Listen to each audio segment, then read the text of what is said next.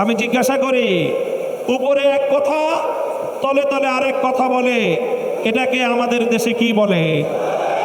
মুনাফিকি বলা হয়। তাই আজ বিএনপির রাজনীতির দুই বুনিয়াদ, দুটি নীতি জাতির সামনে স্পষ্ট। এক হলো মুনাফিকির রাজনীতি, আর এক হলো সুবিধাবাদের রাজনীতি। মনে রাখবেন, জুলাই বিপ্লবের রক্তের উপর প্রতিষ্ঠিত নতুন বাংলাদেশে সুবিধাবাদের রাজনীতি, মুনাফিকের রাজনীতি বাংলার মানুষ সহ্য করবে না। জনগণের পক্ষে, দেশের পক্ষে আপনারা যদি অবস্থান গ্রহণ করতে ব্যর্থ হন, দেশের জনগণের ম্যান্ডেটকে যদি আপনারা বৃদ্ধাঙ্গুলি প্রদর্শন করেন, বারবার বলছি, এদেশের জনগণের গণরায়কে যদি হাইকোর্ট দেখান, এদেশের জনগণ রাজপথে আপনাদেরকে মোকাবেলা করবে ইনশাআল্লাহ।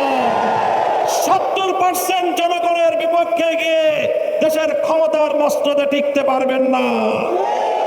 শহীদ জিয়াউর রহমান, বেগম খালেদা জিয়ার সন্তান, কান খাড়া করে শুনে রাখেন, জনতার বিরুদ্ধে গিয়ে কেএম হাসান আজিজ মার্কা নির্বাচন করার চেষ্টা করলে পরিণাম শুধু আপনারাই পড়বেন তা নয়, আপনাদের অপকর্মের কারণে দেশপ্রেমিক রাজনৈতিক সংগঠনগুলোর নেতা কর্মীরা 28শে আগস্ট কিভাবে রক্ত দিয়েছে ঢাকার রাজপথে বাংলার মানুষ সে কথা ভুলে যায় না। আপনাদের ভুলের খেসারত দিতে হয়েছে আমাদেরকে। 25 বছর পর্যন্ত গুম, খুন আর হত্যার রাজনীতির শিকার হতে হয়েছে। আলহামদুলিল্লাহ ওয়া কাফা ওয়া সালামুন আলা ইবাদিহিল্লাযীনা ইসতাফা, আম্মা বাদ। 11 দলীয় ঐক্যের পক্ষ থেকে আয়োজিত গণভোটের রায় বিরোধী সরকারের অবস্থানের প্রতিবাদ, গণভোটের রায় কার্যকর করার দাবিতে বিক্ষোভ মিছিল পূর্ববর্তী সমাবেশে উপস্থিত নেতৃবৃন্দ, সমবেত বিক্ষুব্ধ জনতা, একটা গল্প শুনেছি আমরা। গ্রাম বাংলার একজন মা, সে তার নিজের ছেলে এবং নিজের মেয়ের জামাতা সম্পর্কে মন্তব্য করতে গিয়ে বলে, আমার ছেলেটা খুব খারাপ, শুধু শাশুড়ির কথা শুনে, আর আমার মেয়ের জামাইটা খুব ভালো, কারণ সে শুধু আমার কথা শুনে। কথা শুনলে মেয়ের জামাই ভালো, আর কথা না শুনলে নিজের ছেলেও খারাপ। আজকে বিএনপির হয়েছে সেই সুবিধাবাদের রোগ। অন্তর্বর্তীকালীন সরকার প্রবর্তিত অধ্যাদেশগুলোর মধ্যে যেগুলো ক্ষমতাকে বৃদ্ধি করে সরকারের এবং সরকারের আরও নিয়ন্ত্রণ প্রতিষ্ঠা করতে সহায়তা করে, সেই সকল অধ্যাদেশগুলো বিএনপির খুব পছন্দ। আর যে সকল অধ্যাদেশগুলো, যে সকল প্রস্তাবনাগুলো জাতির কাছে জবাবদিহিতায় বাধ্য করে, সেগুলো তাদের কাছে খুব অপছন্দ।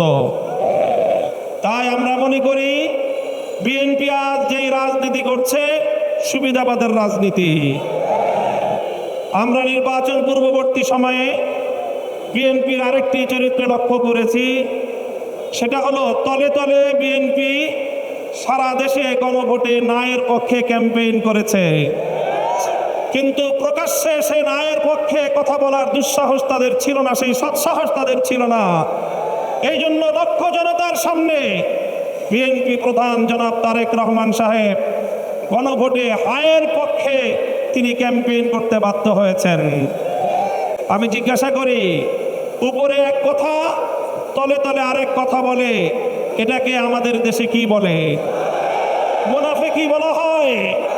তাই আজ বিএনপির রাজনীতির দুই বুনিয়াদ, দুটি নীতি জাতির সামনে স্পষ্ট।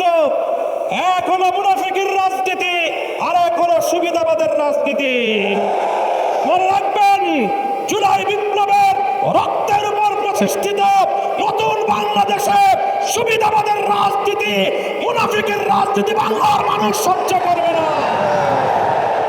জনগণের পক্ষে, দেশের পক্ষে আপনারা যদি অবস্থান গ্রহণ করতে ব্যর্থ হন, দেশের জনগণের ম্যান্ডেটকে যদি আপনারা বৃদ্ধাঙ্গুলি প্রদর্শন করেন, বারবার বলছি, এদেশের জনগণের গণরায়কে যদি হাইকোর্ট দেখান, এদেশের জনগণ রাজপথে আপনাদেরকে মোকাবেলা করবে ইনশাআল্লাহ।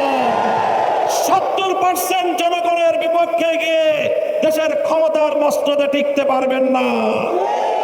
শহীদ জিয়াউর রহমান, বেগম খালেদা জিয়ার সন্তান, কান খাড়া করে শুনে রাখেন, জনতার বিরুদ্ধে গিয়ে কেম হাসান আজিজ মার্কা নির্বাচন করার চেষ্টা করলে পরিণাম শুধু আপনারাই পড়বেন তা নয়, আপনাদের অপকর্মের কারণে দেশপ্রেমিক রাজনৈতিক সংগঠনগুলোর নেতা কর্মীরা 28 আগস্ট কিভাবে রক্ত দিয়েছে ঢাকার রাজপথে বাংলার মানুষ সে কথা ভুলে যায় নাই। আপনাদের ভুলের খেসারত দিতে হয়েছে আমাদেরকে।